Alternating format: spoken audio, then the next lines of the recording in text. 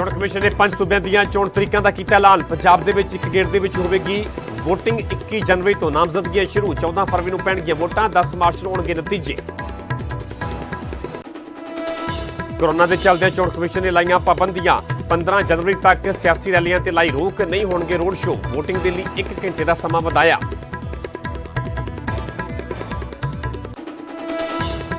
ਚੋਣ ਤਾਰੀਖਾਂ ਦੇ ਐਲਾਨ ਦੇ ਨਾਲ ਹੀ ਪੱਖਿਆ ਸਿਆਸੀ ਭਿੜ। ਸੀਐਮ ਚੰਨੀ ਦਾ ਦਾਅਵਾ, ਕਿਹਾ 1100 ਦਿਨਾਂ ਦਾ ਕੰਮ 111 ਦਿਨ ਦੇ ਵਿੱਚ ਕਰਕੇ ਵਿਖਾਇਆ। ਸੁਖਬੀਰ ਬਾਦਲ ਬੋਲੇ ਅਰਾਜਕਤਾ ਦੇ ਅੰਤ ਦਾ ਸਮਾਂ ਆਇਆ। 14 ਫਰਵਰੀ ਨੂੰ ਆਪ ਨੇ ਦੱਸਿਆ ਲੱਕੀ ਡੇ। ਬੀਜੇਪੀ ਬੋਲੀ ਅਸੀਂ ਚੋਣਾਂ ਦੇ ਲਈ ਪੂਰੀ ਤਰ੍ਹਾਂ ਤਿਆਰ। ਕਾਂਗਰਸ ਦਾ ਵੱਡਾ ਐਲਾਨ, ਪੰਜਾਬ ਦੇ ਲਈ ਚਰਨਜੀਤ ਚੰਨੀ, ਨਵਜੋਤ ਸਿੱਧੂ ਤੇ ਸੁਨੀਲ ਜਾਖੜ ਤਿੰਨੇ ਹੀ ਹੋਣਗੇ ਪਾਰਟੀ ਦਾ ਚਿਹਰਾ। ਤਾਂ ਚੰਨੀ ਬੋਲੇ ਲੋਕਾਂ ਦੇ ਫੀਡਬੈਕ ਦੇ ਹਿਸਾਬ ਦੇ ਨਾਲ ਪਾਰਟੀ ਕਰੇਗੀ ਤੈਅ।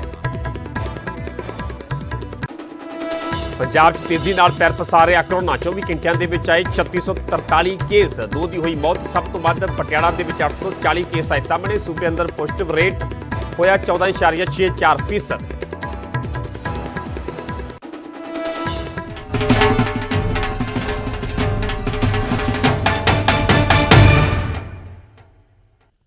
ਸਤਿ ਸ਼੍ਰੀ ਅਕਾਲ, ਤੁਸੀਂ ਵੇਖ ਰਹੇ ਹੋ ਨਿਊਜ਼ 18 ਪੰਜਾਬ ਹਰਿਆਣਾ ਹਿਮਾਚਲ। ਮੈਂ ਪਰਮਿੰਦਰ ਸਿੰਘ ਤੇਜਾ ਸਾਰੇ ਦਰਸ਼ਕਾਂ ਦਾ ਬੁਲੇਟਿਨ ਸਵਾਗਤ ਹੈ। ਰੁਕ ਕਰਦੇ ਹਾਂ ਦਿਨ ਭਰ ਦੀ ਹਰ ਅਹਿਮ ਖਬਰ ਦਾ ਫਟਾਫਟ ਅੰਦਾਜ਼ ਵਿੱਚ।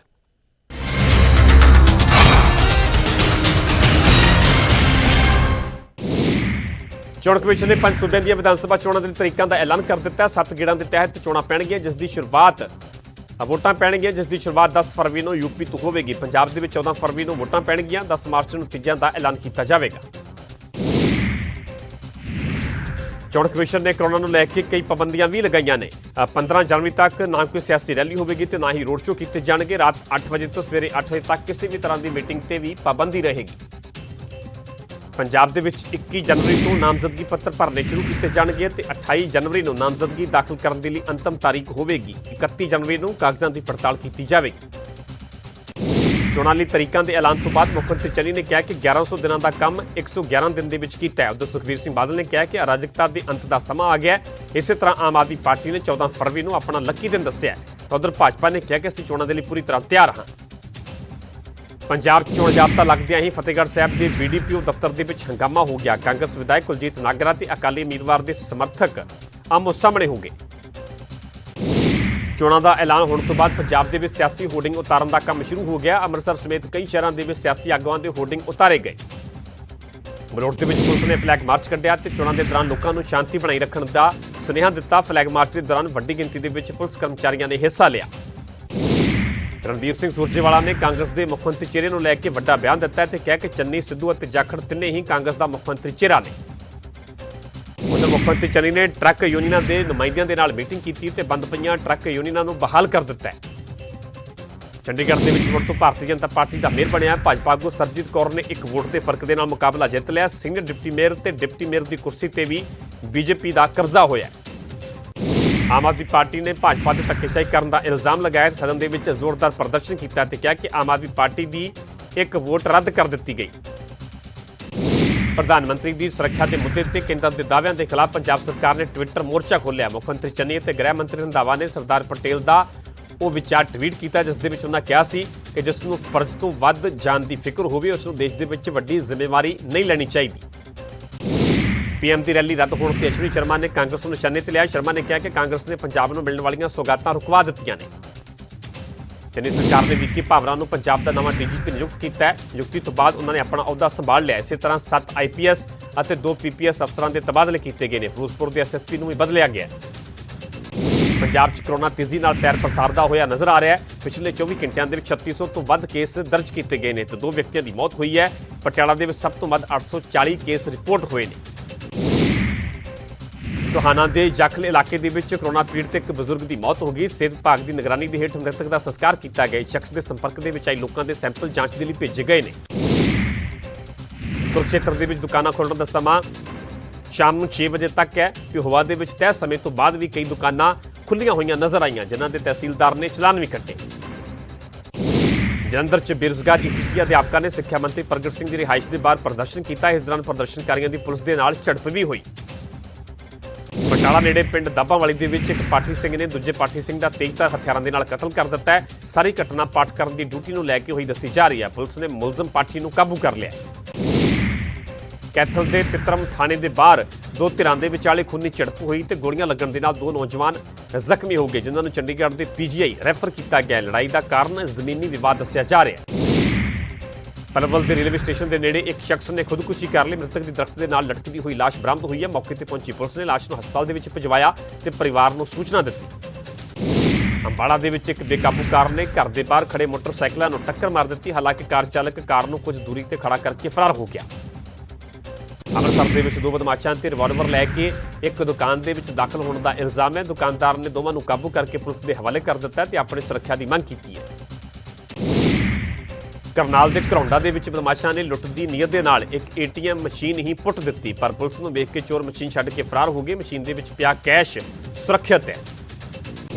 ਅੰਮ੍ਰਿਤਸਰ ਦੇ ਆਕਾਸ਼ ਐਵੀਨਿਊ ਇਲਾਕੇ ਦੇ ਵਿੱਚ ਇੱਕ ਘਰ ਨੂੰ ਅੱਗ ਲੱਗੀ। ਫਾਇਰ ਬ੍ਰਿਗੇਡ ਦੀ ਟੀਮ ਨੇ ਅੱਗ ਤੇ ਕਾਬੂ ਪਾਇਆ। ਘਰ ਦੇ ਮਾਲਕ ਮੁਤਾਬਿਕ ਅੱਗ ਲੱਗਣ ਦੇ ਕਾਰਨ ਘਰ ਦਾ ਸਮਾਨ ਸੜ ਗਿਆ ਤੇ ਕਈ ਵਾਹਨਾਂ ਨੂੰ ਵੀ ਨੁਕਸਾਨ ਹੋਇਆ।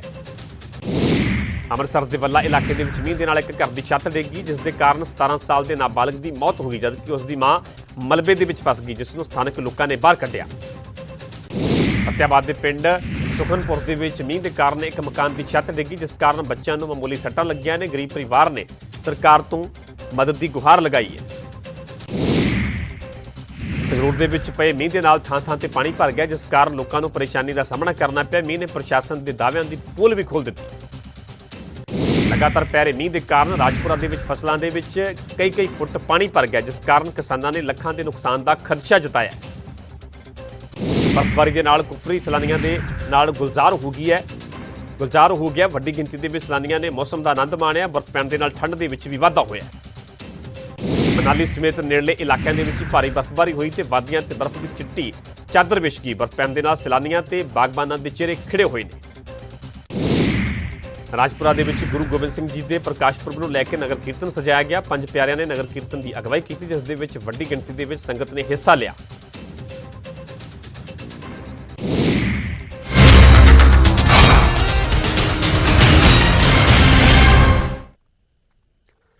ਰੁਕ ਕਰਦੇ ਹਾਂ ਅਗਲੀ ਖਬਰ ਦਾ। ਲੰਬੀ ਪਹੁੰਚੇ ਪ੍ਰਕਾਸ਼ ਸਿੰਘ ਬਾਦਲ ਨੇ ਵਿਰੋਧੀ ਪਾਰਟੀਆਂ ਤੇ ਨਿਸ਼ਾਨੇ ਸਾਧਦਿਆਂ ਕਿਹਾ ਕਿ ਹੁਣ ਪਾਰਟੀਆਂ ਦੇ ਵਿੱਚ ਦਲ ਬਦਲੂ ਬਹੁਤ ਹੋ ਗਏ ਨੇ। ਬਾਦਲ ਨੇ ਸਾਬਕਾ CM ਕੈਪਟਨ ਨੂੰ ਵੀ ਦਲ ਬਦਲੂ ਦੱਸਿਆ। ਬਾਦਲ ਨੇ ਕਿਹਾ ਕਿ ਕੈਪਟਨ ਵੀ ਲੰਮਾ ਵਕਤ ਕਾਂਗਰਸ ਦੇ ਵਿੱਚ ਰਹਿਣ ਤੋਂ ਬਾਅਦ ਸੱਤਾ ਦੇ ਲਈ ਭਾਜਪਾ ਦੇ ਵਿੱਚ ਚਲਾ ਗਿਆ ਤੇ ਲੰਬੀ ਹਲਕੇ ਦੇ ਵਿੱਚ ਆਮ ਆਦਮੀ ਪਾਰਟੀ ਦਾ ਉਮੀਦਵਾਰ ਗੁਰਮੀਤ ਖੁੱਟੀਆਂ ਵੀ ਕਈ ਪਾਰਟੀਆਂ ਬਦਲ ਚੁੱਕਿਆ ਹੈ।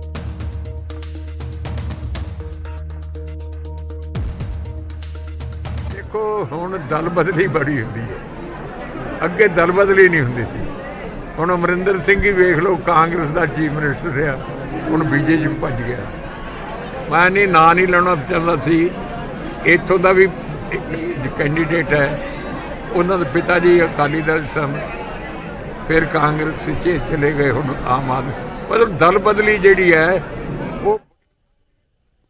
ਅੱਗੇ ਵਧਾਂਗੇ ਤੇ ਗੱਲ ਕਰਾਂਗੇ ਕਰੋਨਾ ਦੇ ਤੇਜ਼ੀ ਦੇ ਨਾਲ ਵੱਧਦੇ ਕੇਸਾਂ ਨੇ ਦੇਸ਼ ਦੇ ਅੱਗੇ ਪਰੇਸ਼ਾਨੀ ਖੜੀ ਕਰ ਦਿੱਤੀ ਹੈ। ਪੰਜਾਬ ਦੇ ਵਿੱਚ ਵੀ ਲਗਾਤਾਰ ਕਰੋਨਾ ਦਾ ਗ੍ਰਾਫ ਵੱਧਦਾ ਹੋਇਆ ਨਜ਼ਰ ਆ ਰਿਹਾ ਹੈ। ਤੀਜੀ ਲਹਿਰ ਦੇ ਵਿੱਚ ਕਰੋਨਾ ਦੇ ਅੰਕੜੇ 1.5 ਲੱਖ ਨੂੰ ਪਾਰ ਕਰ ਚੁੱਕੇ ਨੇ। ਦੇਸ਼ ਦੇ ਕਈ ਸੂਬਿਆਂ ਦੇ ਵਿੱਚ ਨਾਈਟ ਕਰਫਿਊ ਲਗਾ ਦਿੱਤਾ ਗਿਆ ਹੈ।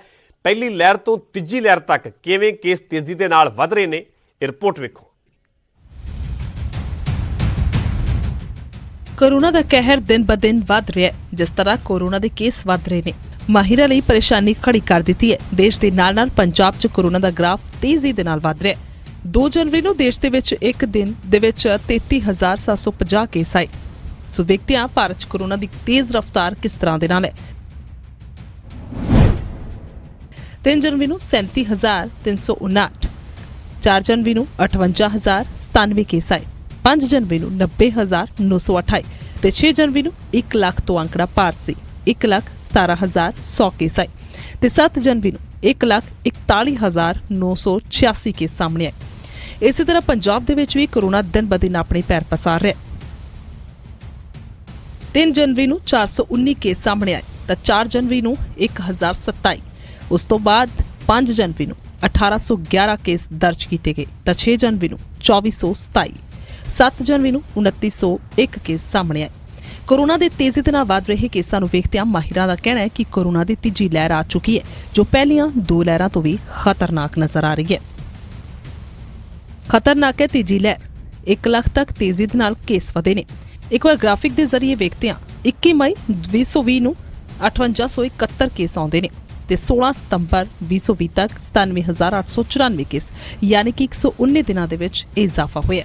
ਦੂਜੀ ਲਹਿਰ ਦੀ ਗੱਲ ਕਰੀਏ ਤਾਂ 21 ਫਰਵਰੀ 2021 ਨੂੰ 14199 ਕੇਸ ਆਉਂਦੇ ਨੇ। 6 ਅਪ੍ਰੈਲ 2021 ਨੂੰ 1,15,736 ਯਾਨੀ ਕਿ 45 ਦਿਨਾਂ ਦੇ ਵਿੱਚ ਇਹ ਵਾਧਾ ਹੋਇਆ।